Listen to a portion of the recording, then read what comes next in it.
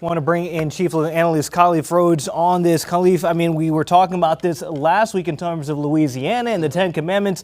Khalif, take us back to law class. Where does this stand in terms of the Establishment Clause, and how could this be interpreted? A couple things. Walters is definitely a 100% Trump supporter, and not just a Trump supporter. He's someone that wants to engage in this dialogue of a combative and a very argumentative manner. But what I can say is there's a number of differences between what he's attempting to do there and what was done in Louisiana, what's attempted to be done in the past with nativity scenes, attempted to be done with just listing the 10 Commandments in the room.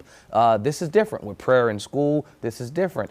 Most of the times, folks will continue to do these things and force their issue that I have a religious right to ensure that this is taught in the classroom. Well, the problem is we have our First Amendment that says we, A, don't have a religious state in this country, and B, that you can't force another person or infringe in their religious freedoms. So most of the times those types of arguments are shot down at the Supreme Court level, and it seems like folks haven't learned. But if you look at what they're requesting to do, it seems like you have learned, because the Supreme Court in most of those cases say that it has to be a secular purpose. And so what he highlights in here is, in his request that all the state do this, he says, focus on how Bible principles have shaped the foundational aspects of Western society, highlight key historical moments where the Bible played a role, explore its influence on classical and contemporary works, introduce students to famous artworks that depict biblical scenes.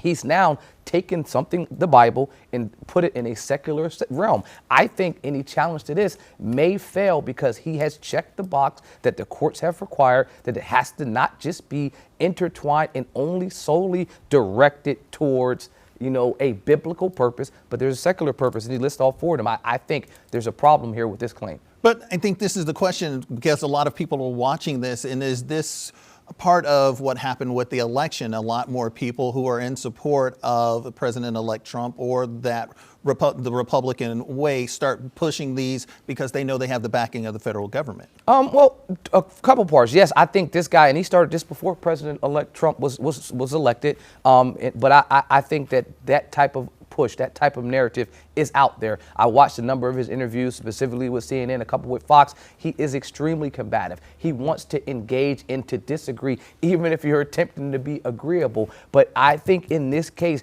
he is 100% on point with what the law, what the Supreme Court has said over time. And that's even before this new iteration of the Supreme Court. Previous courts, past precedent has shown that if you can point to a secular purpose, you can be successful. Or you can point to a past performance, thinking about the prayer after the football games with the coach. That's right. One that worked its way through. What I do think is it has one flaw in here. When you are requiring and enforcing that Bibles be purchased with taxpayer dollars, I think that's where it will fail. But the teaching, the curriculum, I think is there. But they're wanting to spend $3 million to buy Bibles. I think is going to fail, because if you're a person that doesn't believe and you're saying now my tax dollars are being used to push or buy a Bible that is teaching something that I don't believe in, I think that's where you'll have a problem with this mandate being enforced. But I think everything else, from my reading of it, it's directly on point to what the Supreme Court says should happen. And I would be surprised if he loses this case.